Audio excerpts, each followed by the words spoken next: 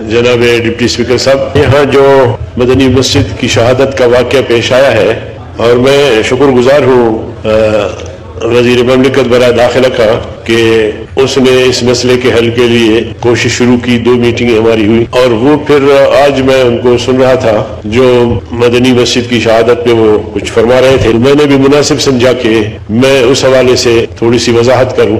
جناب deputy speaker صاحب، مسئلہ یہ ہے کہ میں سمجھتا ہوں کہ منسٹر صاحب کو اسلام آباد انتظامیہ نے غلط گائیڈ کیا. پہلے تو یہ بات ہوئی کہ ایک مدرسہ تھا، وہاں اس کو منتقل کرنے کی بات چلی، اور مولوی صاحب کو آمادہ کیا کہ مدرسہ منتقل ہو جائے، متبادل جگہ دی جائے، تو اس پر وہ تیار بھی ہو گئے اور پھر اس کو مدرسہ تعمیر کر کے دی. لیکن جہاں تک ہمارے معلومات ہے، مولوی صاحب بھی اس بات پہ راضی نہیں تھے کہ مسجد شہید کیا جائے، اور اس کے بعد ہمارے لوگوں نے بھی انتظامیہ سے رابطہ کیا. آخری رات تک 11-12 بجے تک انہوں نے کہا کہ جی نہیں، ہم مسجد شہید نہیں کریں گے.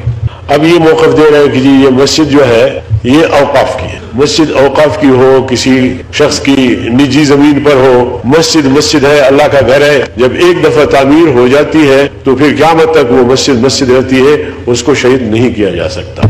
تو اس لیے انہوں نے شاید غلط گائیڈ کیا کہ جی مولوی صاحب بھی راضی ہو گئے، مسجد بھی چونکہ اوقاف کی تھی تو اس لیے مسجد کو بھی شہید کیا گیا، اور پھر راتوں رات شہید کر کے پودے درخت لگا دیے گئے. تو یہ کم از کم ایک اسلامی ریاست میں، پاکستان میں یہ ہرگز نہیں ہونا چاہیے. اور اگر ہندوستان میں بابری مسجد پر ہندو حملہ کرتے ہیں، اس کو شہید کرتے ہیں، جج بھی ہندو ہے اور جج فیصلے دیتے ہیں، اور اس کی روشنی میں یہ کچھ ہوتا ہے، تو ہم آسمان سر پہ اٹھاتے ہیں. یہاں پاکستان میں ملک بھر میں ہمارے مظاہرے رہے، جلسے جلوس، ہندوستان کی ہم نے مذمت کی. اور اگر پاکستان وہ بھی اسلام آباد میں ریاست کے بالکل چھتری کے نیچے اگر اس طرح کا اقدام اٹھایا جائے گا تو یہ ناقابل برداشت ہوگا. لیکن منسٹر صاحب نے ایک اچھا راستہ بھی دیا، اور باہمی افہام و تفہیم سے 48 گھنٹے کی انہوں نے مہلت مانگی کہ وزیر داخلہ صاحب اس وقت موجود نہیں ہے، تو آ کے باہمی مشاورت سے پھر مسجد کو اثر نو تعمیر بھی کریں گے